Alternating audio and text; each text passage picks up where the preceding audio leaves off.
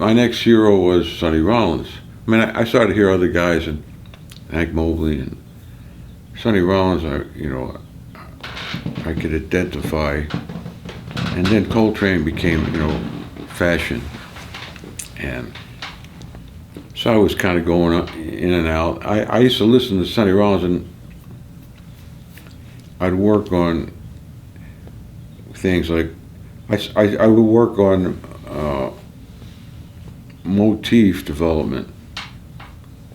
I'd play a phrase and then I'd bring it back at a certain point or develop it. I was aware of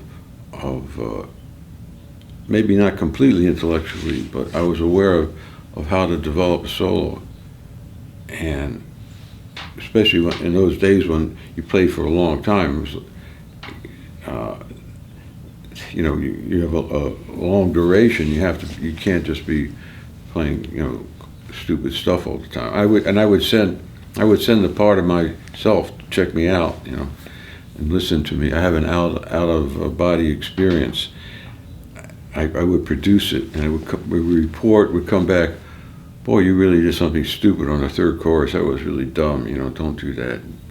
So I used to work on that, and I used to work on how to lay back on the time or mess with the time. I didn't know it intellectually, but that's what I tried to do. So that was very important. And then Coltrane came.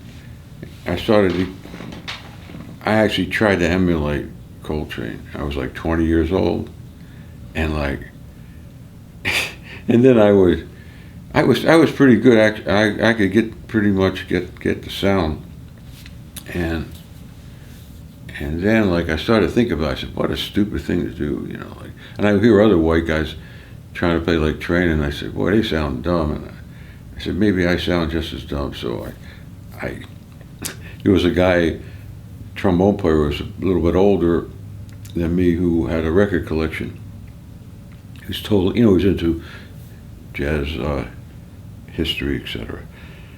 So he invited me to his house, and he played all his recordings of all the great tenor players. And he played Lester.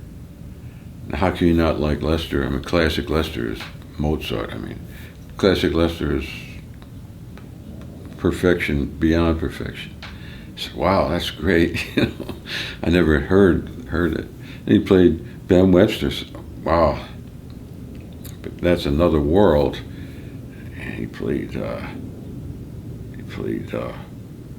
Hawkins. I couldn't understand Hawkins. Hawkins is too complicated for me at this stage. I couldn't deal with the sense of time and the harmony. Harmony was too complicated. And anyway, he played Bias.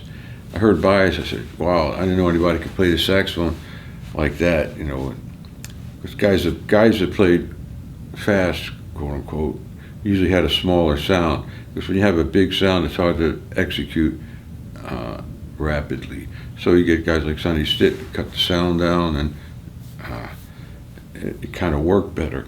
I heard all these people, and it changed. It kind of changed my life, because I started to do some more investigation. I would work on trying to take the essence of each player. Like you hear Lester, there's a certain buoyancy. It wasn't a question of transcription or anything. It was just trying to, by osmosis, take in the character of the way they played. And I listened to all this stuff. And at a certain point, the light bulb went off on Hawkins. I was able to, I said, wow, now I understand. That's the root of everything. And I got Chu Berry. I checked out Chu Berry. And then when I would go later in the years, when I go to hear Sonny play, I said, that's it. That's the truth. I said, because I could hear the elements. I said, that's Lester. That sounds like Lester. Those 8 bars sound like Lester. That sounds like Hawkins. That's Byrd. And so I learned that